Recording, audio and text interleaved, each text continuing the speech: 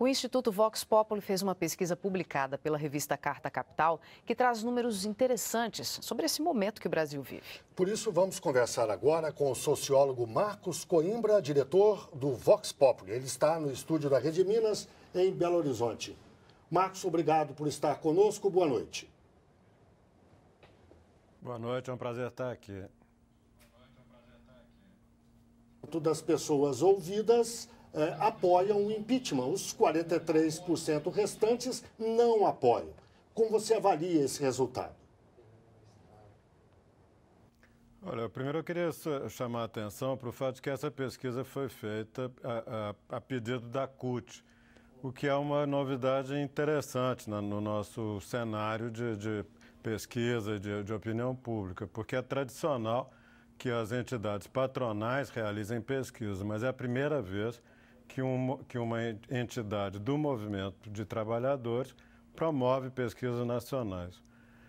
O que essa pesquisa mostrou é que não existe uma clara maioria a favor do impeachment na atualidade.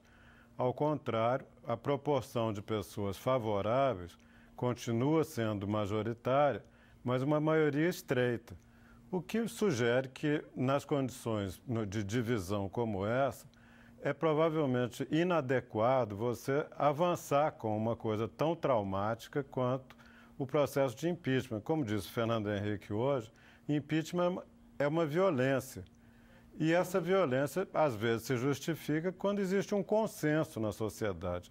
Mas quando ela está dividida, certamente não se justificaria fazer uma coisa tão violenta e tão traumática. E segundo a pesquisa ainda, 57% dos entrevistados dizem que a oposição só pensa nos próprios interesses e que não teria aceitado a derrota de 2014. E como é que você interpreta agora esses dados? Eu acho que mostra como que o processo que nós estamos vivendo não tem vencedores. Todo mundo está saindo mal desse episódio. O governo está saindo mal, é claro, a presidenta acabou de sofrer uma derrota muito grave, mas a oposição também não está conseguindo capitalizar, não está conseguindo se mostrar como uma alternativa legítima, reconhecida pela opinião pública. O país, ao mesmo tempo que critica Dilma, também critica a oposição e vê no modo como as principais lideranças da oposição se comportaram ao longo desse período algo muito negativo. Isso sugere mais uma vez como que nós estamos fazendo uma coisa muito traumática num momento em que isso certamente não seria justificado.